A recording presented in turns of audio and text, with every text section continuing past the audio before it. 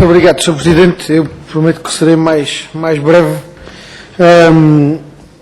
porque as questões que tenho agora a colocar já são, obviamente, menos do que as que tinha na primeira ronda. Senhora Ministra, eu gostava de regressar à questão do mapa judiciário, e é uma pergunta que lhe fiz há pouco, que era o que é que a impede, na lei atual, de criar tribunais especializados. Gostava que nos explicasse isso para que possamos fazer uma aferição mais correta da emergência com que se coloca a aprovação desta reorganização judiciária. E a pergunta que lhe fiz sobre a audição das autarquias, Sra. Ministra, obviamente que foi tendo em conta esta lista, que eu não tinha ainda detalhadamente cruzado com a lista de tribunais que estão agora propostos para encerramento, mas que entretanto já cruzei. Tinha aquelas referências que já sabia que não tinha havido contacto, algumas, mas entretanto agora cruzei-as. E de facto, Sra. Ministra, Golgã, Severo do Voga, Mértola, Miranda do Douro, Mondinho de Basto, São João da Pesqueira, Povoação, Valpaços, Nisa e Alcácer do Sal são concelhos cujos tribunais agora estão propostos para encerramento, que não estavam na primeira versão e cujas autarquias não foram ouvidas. E essa foi a questão que lhe coloquei. E já confirmei que, de facto, estas autarquias têm agora os tribunais propostos para encerramento e não houve qualquer contacto por parte do Governo com essas autarquias no sentido de perceber qual era a opinião das mesmas. Em relação à questão dos meios humanos, Sra. Ministra, eu não falei em dispensa de magistrados. Aquilo que eu falei foi aquilo que a Sra. Deputada Cecília Honório, entretanto, referiu também, e tem que ver com aquele quadro dos recursos humanos constante da página 47. Eu erradamente fiz referência à página 35, não é a 35, é a página 47. Porque, Sra. Ministra, quando nós olhamos para este quadro de recursos humanos, nós não estamos a falar do alocamento de magistrados e de funcionários às comarcas que são, entretanto, reorganizadas. Estamos a falar do quadro de recursos humanos de todas as comarcas. Só se escolher aqui os tribunais superiores. Todas as novas comarcas têm este quadro de recursos humanos à disposição. E este quadro de recursos humanos à disposição, Sra. Ministra, já fiz as contas, são menos 205 juízes, 61 magistrados do Ministério Público e 257 funcionários em relação àqueles que hoje existem. São estes os números do quadro que a Sra. Ministra nos deu. São estes os números que constam do ensaio, da reorganização judiciária. E estes são os números que o seu Ministério aponta em função daqueles que estão hoje em exercício de funções, são as colunas que cá estão, e total da proposta. Portanto, nem sequer são números que nós tenhamos e de buscar a outras fontes, são os números constantes do ensaio. E essa é a questão que se coloca, é a redução dos magistrados. A Sra. Ministra tem neste momento a iniciar ou melhor, vai iniciar-se um novo curso de formação de magistrados. Mas a Sra. Ministra sabe que, entretanto, há magistrados que se aposentam e que se jubilam. Sra. Ministra, e o somatório destes quadros que o seu ensaio, produzido pelo Ministério da Justiça, nos dá, são isto. Menos 205 juízes, menos 61 procuradores do Ministério Público e menos 257 funcionários judiciais. Sendo que em relação aos funcionários a situação ainda é mais grave, porque o quadro legal definido e aquilo que é hoje a situação nos tribunais já aponta para menos 961 funcionários que aquilo que devíamos ter. E, portanto, entretanto fui traído pelas tecnologias, fiquei sem bateria no computador, vou recorrer-me aqui a outro rascunho, que já tinha feito entretanto, já a contar que isto me pudesse acontecer. Mas, Sra. Ministra, gostava ainda de colocar a propósito do mapa judiciário uma outra questão, que tem a ver com os julgamentos nas sessões dos tribunais. Uma outra questão que tem a ver com os julgamentos nas detenções dos tribunais. O Sr. Ministro já fez aqui referência ao acordo entre os juízes e as partes. Sr. Ministro, mas é preciso saber com que critérios e em que condições é que estas exceções podem podem fazer os julgamentos. Porque, aliás, essa foi uma das questões que já nos colocaram alguns dos magistrados com quem fomos falando ao longo deste tempo todo nos tribunais.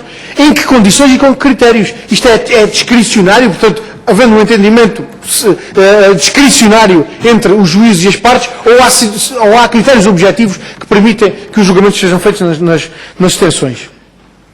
Em relação à reforma das leis penais, Sra. Ministra, em relação à questão da antecipação da expulsão dos estrangeiros, esperemos de facto que a proposta não seja a mesma. Porque aquela proposta que foi aprovada aqui pela maioria da alteração à lei dos estrangeiros é terrível, Sra. Ministra. É terrível.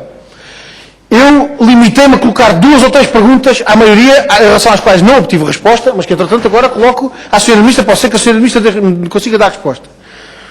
Aquela alteração que foi introduzida à lei dos estrangeiros, como é que deve ser interpretada e aplicada no caso, por exemplo, de um condenado a várias penas de prisão, sendo que apenas uma delas tenha como medida acessória a expulsão do território nacional. Esta pergunta não foi respondida pela maioria e se a Sra. Ministra nos conseguir dar a resposta, muito agradecíamos. Porque de facto, Sra. Ministra, aquela proposta, para além de ser uma proposta mal feita, tecnicamente mal feita e que vai criar grandes dificuldades de aplicação nos tribunais, ainda por cima é uma proposta mal feita e transitoriamente em vigor, porque com as alterações ao Código de Execução das Penas, esta circunstância vai obrigatoriamente ser alterada. E em relação à alteração do Código de Processo Penal, em relação às declarações dos arguidos, ficámos então agora afinal a saber que esta é uma alteração que se dirige ao Ministério Público e não à arquitetura processual penal. Diz a Sra. Ministra, quando não há declarações dos arguidos, a investigação não fica de braços cruzados e, portanto, esta proposta vai permitir que a investigação não se dê por satisfeita quando há confissões dos arguidos. Ó, Sra. Ministra, é um facto, não tenho como advogado, nem de advogado, nem de vida, a experiência que tem a Sra. Ministra. Mas também da minha curta experiência, não só como advogado, mas também enquanto deputado e no contacto que vou procurando ter com os tribunais e particularmente com a investigação criminal, não tenho ideia de que quer o Ministério Público, quer quem tem competência para fazer a investigação criminal, baixe os braços perante as situações de confissão.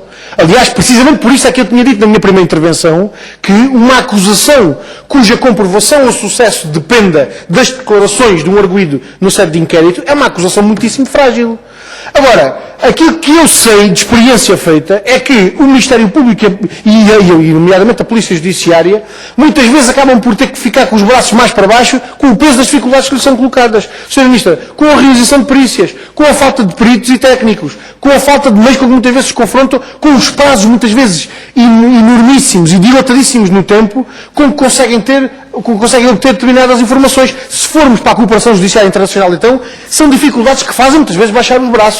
Agora, aquilo que lhe disse, Sra. Ministra, em relação a esta questão em concreto, e queria que registasse isto, em relação a esta questão das declarações dos arguidos, nós não temos objeções de fundo à discussão destas questões, tal e qual como já não tínhamos no passado. Esta discussão já foi feita no passado, e particularmente em 2007, com a revisão do Código de Processo Penal de 2007. Nós não temos nenhuma objeção de fundo. Queremos é que isto não seja transformado no toque de medidas para resolver todos os problemas da investigação criminal e da justiça penal em Portugal. Porque não pode ser. Mesmo que essas alterações venham a ser introduzidas, ponderando todas as dificuldades que elas colocam, não podemos ter a pretensão de que elas, de facto, ultrapassem esse limitado do campo de ação que podem ter. E em relação aos contributos do PCP, Sra. Ministra, posso dizer-lhe o seguinte: nós, ao longo dos anos, temos apresentado inúmeros projetos de lei com soluções concretas, de alterações concretas, em relação a estas questões que a Sra. Ministra colocou e a outras. É um património de discussão do qual nos orgulhamos e que servirá certamente para apresentar iniciativas futuras no quadro daquilo que é a nossa intervenção parlamentar, com propostas concretas, contraproporemos aquelas que tivemos que contrapropor e votaremos favoravelmente aquelas que votarmos favoravelmente e, portanto, os contributos do PCP nós temos dado e dá-lo-emos certamente, aliás, já o procuramos fazer, com uma leitura atenta das propostas de lei, das propostas de lei que a Sra. Ministra aqui nos deixou e que motivaram, aliás, até aquela pergunta escrita em relação ao Código de Execução de Penas. Se não tivéssemos olhado para a proposta de lei do Governo, não tínhamos conseguido fazer aquela análise. Muito rapidamente, Sra. Ministra, mesmo para concluir, 2 perguntas sobre a Polícia Judiciária. Uma primeira para saber quando é que se vai iniciar o concurso para inspectores da Polícia Judiciária.